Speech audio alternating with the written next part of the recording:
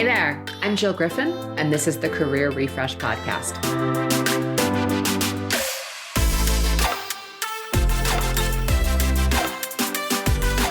I'm a former media and marketing executive turned career strategist and strengths coach. I spent my career working my way up and through the ranks of global organizations and startups. And today, I show others how to do the same. Join me each week as we discuss the strategies to leverage your strengths, increase your confidence and visibility, and reset your career with actionable steps towards a finer future. Ready? Let's do it.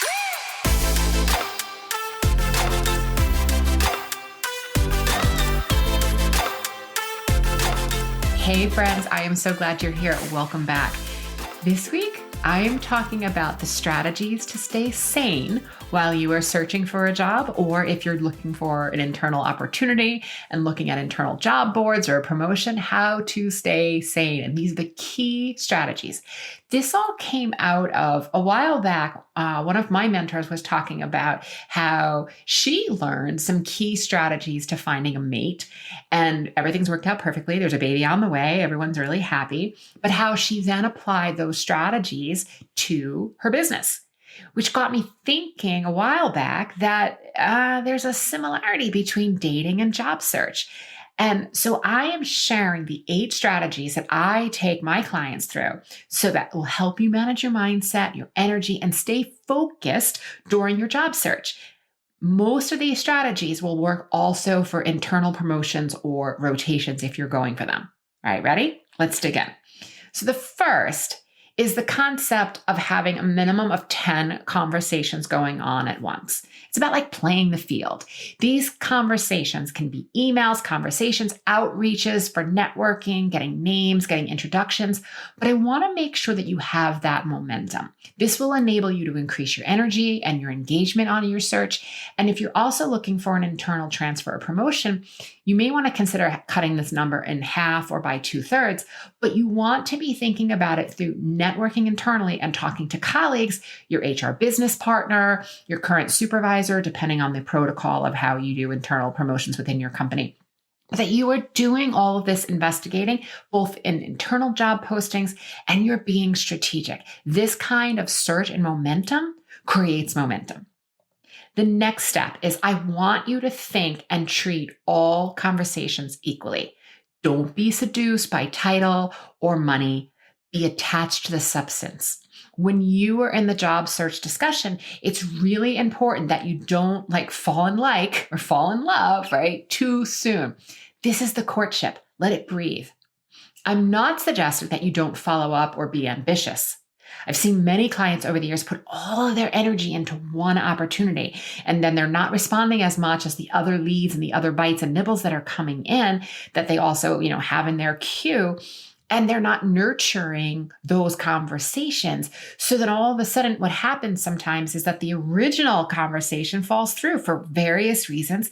And then it's like they need to go racing back to all those other nibbles, which makes them needy and graspy. And by the way, those nibbles are gone now. So then they have to reboot their entire list from the start. So this is really thinking about it from a mindset standpoint. You can't lose what's not yours. But you want to be curious and you want to reserve your energy at this stage. You want to treat all conversations equally. If you are interviewing internally or you're searching internal job boards, this is when you want to be curious and having strategic and networking conversations, again, with colleagues, the hiring manager, HR. You're not hustling or racing because you're treating everyone equally until you know more. Which brings us to the next step. The red flags. I seriously hope that this doesn't happen when you're interviewing internally, but I know sometimes it does. If they are treating you, if you're interviewing externally and they are treating you poorly during the interview process, or they seem really chaotic, or they've said things that feel a little off, they're showing you what you need to know about their culture or how they treat people. So you want to take note of that. The only exception here is that if there's an internal recruiter who doesn't work for the company, It's not really an excuse, but if they're an internal recruiter and they don't necessarily really know the culture, they may be very transaction oriented, where they just need a name to get in front of their client, and their client being the company. So that would be the one exception that I would still take note of. But if it's an external recruiter, I would lessen the impact of the red flag. Okay, strategy number 4. If you notice a red flag, I want you to examine the trigger.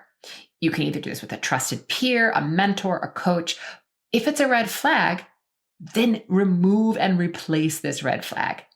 You only need, you don't necessarily need to formally drop out of the running. Only you know if that's a conversation or an email you need to have. You could send a simple email that says something like, thanks so much. I'm going to withdraw my name for consideration on this opportunity.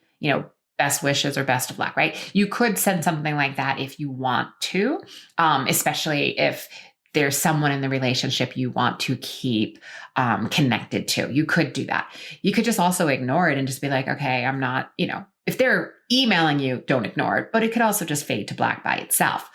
Or you could simply, like, if there's an egregious red flag, like racism, ageism, sexism, you may want to consider informing the HR business professional. But again, I would work that through with a mentor or a coach first, because once you put it in writing, you're going to start a chain rolling, and you just want to make sure that you are clear in your writing so that they know what to do with the information. And then you want to be clear in the end result that you want to create and how you want to go about the strategy. At the end of the day, the point here is that when there is a red flag, I want you to pause and make sure you're clear on the trigger, right? Is it your own emotion, or did something actually happen here and you need to drop them? And then you got to replace the conversation with a new word. Move onward, right? Again, we want to keep this idea of 10 conversations going at all times. Strategy number 5 is don't commit until they got to put a ring on it, right? Again, my dating analogies, just go with me. Until there's something to commit to, the search is not over. Keep your thoughts positive, keep your emotions in check, but don't start resigning until you have something to commit to. I have seen people resign when they get asked for salary requirements. Okay, that's not when we're resigning. I have seen people resign because they got we're going to get you an offer at the end of the week kind of conversation, which is not an offer. An offer is, hey, we'd like to extend you the offer to be finance director. Here's the salary. What are your thoughts, right? There's some sort of verbal offer. If it comes that way, it's usually they'll tell you verbally, make sure that we're sort of aligned, and then they may put it in an offer letter. There may be a letter of intent. It could be an actual contract. All of that is going to depend on the level that you are, the role, the company that you work for. But whatever you do, do not commit or stop your other conversations until you know for sure that you should. Okay, strategy number 6 is you got to have backup plans. If an interview or a conversation doesn't go your way or the way you wanted it to go, I would do an evaluation. So think about like what worked in this, what didn't work, what would you do differently, get clear, but then have a backup plan.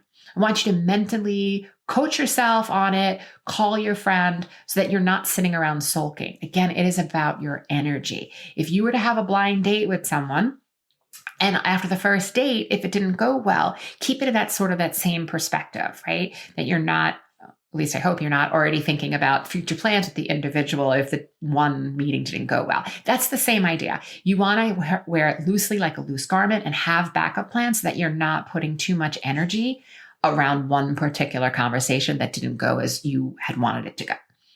Strategy number 7. Say yes.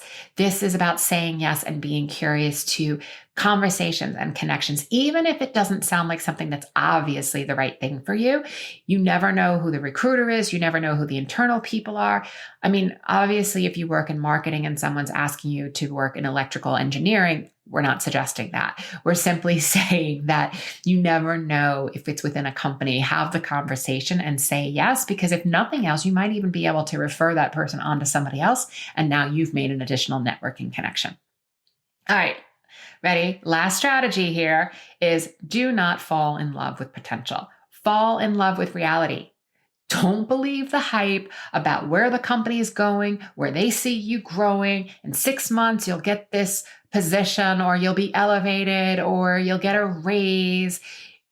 Don't believe the hype. It is amazing to hear the promises that a company is growing and they're fast paced and they see things to be different in time. That's amazing. That's cool. I'm all about that. But make sure you love the job now, not the potential job or the potential title or what might happen in 6 months. Because if you're going to be working 40 hours or more a week, sitting in potential is going to get old really fast, my friends.